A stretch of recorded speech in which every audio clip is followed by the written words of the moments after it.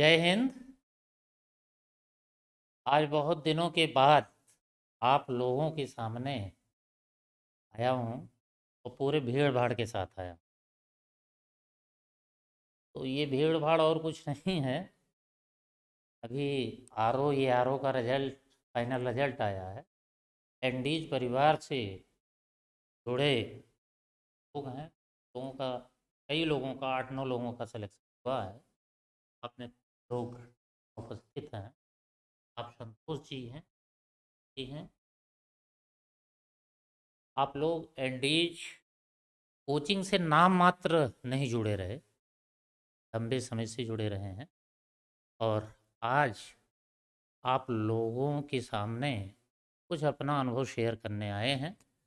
तो आप इन्हीं के मुंह से इनके अनुभव सुनिए। जी जी।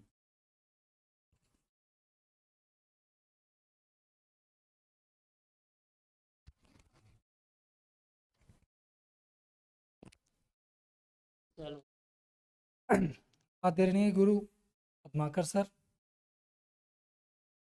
इस प्रतियोगिता के क्षेत्र में शामिल होने वाले आप सभी साथियों, जैसा सर ने बताया कि हम लोग सर के साथ काफ़ी टाइम से जुड़े रहे हैं। और जो हमारी एक प्रिपरेशन थी, जो हमारी एक तैयारी थी, उसमें सर का पूरा मार्गदर्शन मिलता रहा। और एक कंटिन्यूटी के साथ हम लोग तैयारी करते रहे। और पीसीएस समीक्षाधिकारी, सहायक समीक्षाधिकारी 2021 में हम लोगों का सिलेक्शन हुआ। तो जैसे आप तैयारी करते हैं वैसे हम लोग भी तैयारी करते थे। कुछ चीज़ें हैं कि जो कि हम लोगों को लगता था कि अपने साथियों से, आप लोगों से शेयर करें, जो विगत वर्षों में हम लोगों ने कुछ गलतियां की, जिससे कि आप लोग वो गलतियां ना करें और अपनी जिस भी फील्ड की तैयारी कर रहे हैं, प्रिपरेशन कर रहे हैं, उसमें आप सफलता प्राप्त। उसमें कुछ चीज़ें मैं आप लोगों से कहना चाहूँगा। जैसे सबसे पहली चीज़ तो आपका कॉन्सेप्ट क्लियर होना चाहिए कि आपको किस लाइन में जाना है। जब ये कॉन्सेप्ट क्लियर हो जाए कि मुझे इस लाइन में जाना है, आप उसका सिलेबस निकालिए, सिलेबस देखिए और उसके बाद आप एक कोचिंग ज्वाइन करिए। जैसे मैं अपना उदाहरण बताऊं, जब मैंने देखा कि मेरा मुझे इस फील्ड में जाना है, मैंने उसका सिलेबस निकाला, उसको देखा और उसके बाद मैं सर के पास गया। सर के पास जाने का मेरा एक कारण और भी था। हमारे परिवार से कई लोग सर से जुड़े भी रहे, यहाँ तक कि हमारे अंकल जी लोग भी थे, सिस्टर थी, और सब लोग यहाँ से सर के मार्गदर्शन में सेलेक्ट होकर गए। तो जब हम सर के पास गए अपना ये लेकर कि सर हमें इस लाइन में जाना है, तो सर ने बताया कि हमारा ये बैच चल रहा है, चल लो। तो हमने उस चीज़ को ज्वाइन किया, फिर उसके बाद तैयारी की। लेकिन जैसे क्या होता है कि जो हम सोचते हैं एक अपने अनुसार चलने लगते हैं, तो वो दिक्कत होती है। और इसी कारण से जैसे सर से मैं 2013 में जुड़ा, लेकिन मुझे सिलेक्शन फाइनल मिला 2023 में, 10 वर्ष लग। तो जो जो गलतियां थी, हम लोग सर के पास जाते थे, वो सर से सुधार करते थे। लेकिन जो चीज़ मैंने अनुभव किया है, मैं वो आपको बता रहा हूँ कि आप एक कोचिंग ज्वाइन करिए। जैसे मैंने सर की कोचिंग ज्वाइन की और उनके मार्गदर्शन में जो जो चीज़ें वो बताते जाएं, आप उस अपने सिलेबस के अनुसार पढ़ाई करिए, उसको अपडेट करिए। और जो नोट्स मिले, देखिए आप कहीं, आप ये कह सकते हैं कि मैं खुद सेल्फ स्टडी कर सकता हूँ, आप कर सकते हैं, इसमें कोई दो राय नहीं। विल पावर जिसकी जैसी हो, अगर विल पावर से ही सब कुछ होता है, तो अगर आप ये करना चाहें। लेकिन जो मैंने अनुभव किया कि आप एक कोचिंग ज्वाइन करिए। और कोचिंग ज्वाइन करने का ये फायदा होता है कि आपको एक डायरेक्शन मिल जाता है और दूसरी चीज आपको मैटर सब इकट्ठा मिल। जैसे सर की जब हमने कोचिंग ज्वाइन किया, तो सर का हमें मार्गदर्शन मिला और हमें पूरा एक मैटर मिल गया, हाँ क्या क्या जरूरी है, क्या क्या नहीं जरूरी है। दूसरी चीज, आप जैसे हम लोग सर से जुड़े हैं, तो सर की आप, सर से आप पढ़ते होंगे तो जो लैंग्वेज देखते होंगे, आप उनसे जुड़ते होंगे। वो जिस भाषाओं में पढ़ाते हैं, तो सबसे जरूरी है कि आप कहीं ऐसी जगह मत मतलब भागिए, या कोई भी चीज हो जो आपको प्रिय लगे, जहां पर आप समझ में आए, जहां पर आप कनेक्ट हो सके, तो आप वहाँ जाइए और उस चीज़ को पढ़ाई करिए। और ये चीज़ हम लोगों ने सर में बहुत अच्छा देखा। और हमारा पूरा ग्रुप जो है सर के साथ शुरू से जुड़ा रहा। फेल हुए, सर के पास गए, बताया गया, सर ने बताया कि नहीं ऐसे नहीं, ऐसे करो। ये बड़ी इंपॉर्टेंट चीज़ होती है। क्योंकि आप फेल होंगे, बहुत किस्मत वाले होंगे तो एक बार में आपने वर्क किया, वही चीज़ें आ गई, आप निकल के चले गए। और नहीं तो यहाँ संघर्ष करना ही करना है। तो जब आपको संघर्ष करना है तो एक ऐसे मार्गदर्शक की बहुत बड़ी आवश्यकता होती है। जैसे हम लोगों के रूप में, हम लोगों के लिए गुरुदेव जी रहे, इनका कोई सानी नहीं है जो एक शब्द कहा जाता। तो आप एक चीज़ ये करिए, दूसरी चीज़ आप में धैर्य होना चाहिए। जैसे सर भी बहुत कहते रहते हैं, आप कभी व्यक्तिगत सर से आके मिलेंगे, मतलब आपको लगेगा ही नहीं कि आप मतलब एक टीचर से बात कर रहे हैं। आपको लगेगा कि हाँ, कोई एक वेलफिशर है हमारा, कोई एक बड़े भाई हैं, मार्गदर्शक है हमारा। तो हम लोगों को वो भाव देते थे। नहीं तो जिस दिन रिजल्ट आता था ना, तो मतलब समझ में नहीं आता था क्या लगता, क्या करें।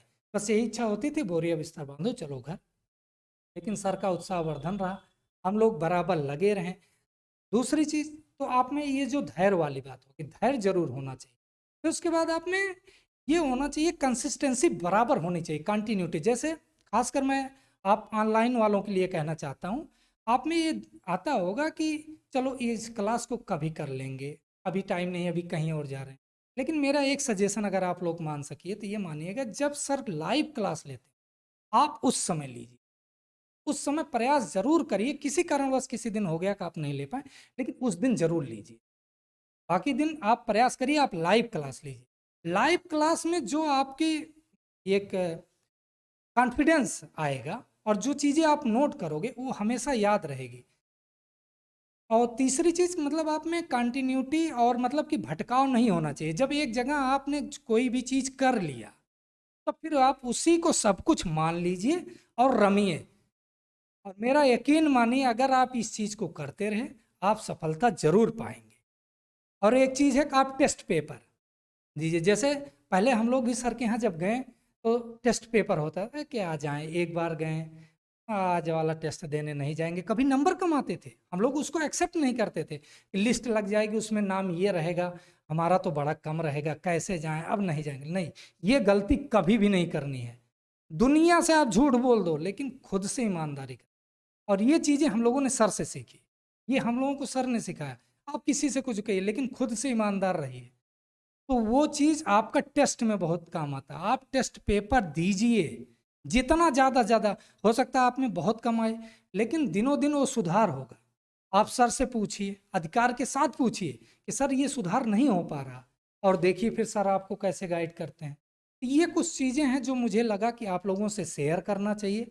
और दूसरी चीज़, मैं अपने गुरुदेव से एक माफ़ी मांगना चाहता हूँ कि हम लोग बहुत लेट हुए आने में। उसका एक कारण है कि 10 वर्षों से हम लोग तैयारी करते रहे, तो जब रिजल्ट जिस दिन आया तो वो भावनाएं अपनी चरम पे थी। तो उसके बाद जो परिवार का त्याग था, गुरु लोगों का तो सानिध्य रहा, इनका तो कोई सानी नहीं होता, लेकिन जो परिवार का एक सानिध्य रहा, तो हम सब लोग चले गए घर, वहाँ से मिल के आए, फिर सर से मुलाकात की। के लिए मैं आज सर से लाइव माफ़ी मांग रहा हूँ कि हम उपस्थित नहीं हो पाए।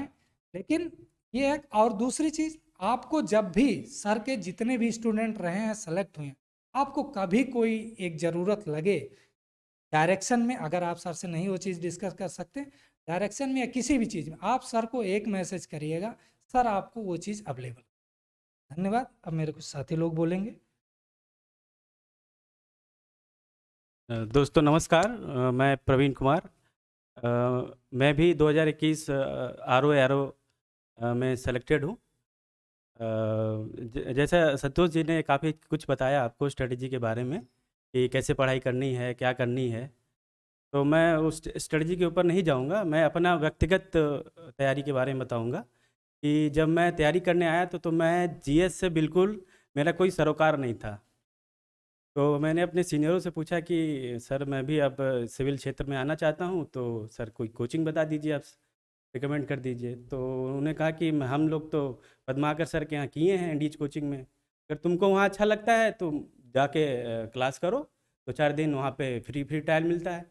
हमने किया सर के यहाँ, फ्री ट्रायल भी लिया, अच्छा लगा हमें। और सर के यहाँ एक बैच स्टार्ट हुआ था प्री कम मेंस का, तो मैंने उसको ज्वाइन किया। मैं बता रहा हूँ, मैं जीएस में बिल्कुल जीरो था। सर के यहाँ गया, सर के जो भाषा शैली है पढ़ाने का, आसान भाषा में कठिन चीज़ों को भी आसान करके सर बता देते हैं, वो चीज़ मुझे बहुत अच्छा लगा। और सर से मैं पर्सनली भी मिलता था, तो सर बताते थे कि देखो पढ़ाई कैसे किया जाता है, टारगेट बेस्ड पढ़ाई करो, कि 5 घंटे में एक सब्जेक्ट, एक टॉपिक को कैसे ख़त्म करना है। नागरिकता पढ़ना है, नीति निर्देशक पढ़ना है, तत्व पढ़ना है, या मूल अधिकार पढ़ना है, तो उसको मैं आज 5 घंटे में या 6 घंटे में ख़त्म करके ही उठूँगा, तो तभी मैं कुछ दूसरा काम करूँगा। तो मैंने इस तरह किया, और सर के मार्गनिर्देशन हमको मिलता रहा, और आज मैं सफल हूँ और यहाँ पे खड़ा हूँ। और हाँ, एक बात बताना चाहूँगा कि आजकल के टीचर के साथ साथ एक काउंसलर की बहुत ज़रूरत है। तो सर एक टीचर के साथ साथ एक बढ़िया काउंसलर भी हैं, हम लोग को बहुत मोटिवेट किए हैं। तो बस मैं अपने वाणी को विराम देता हूँ।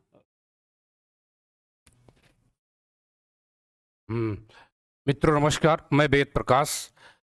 मेरे सामने खड़े, साथ में खड़े हुए मेरे मित्र, और सबसे बड़े तो सर मेरे गुरु, सभी लोगों के सहयोग से आज ये सफलता मिली हुई है।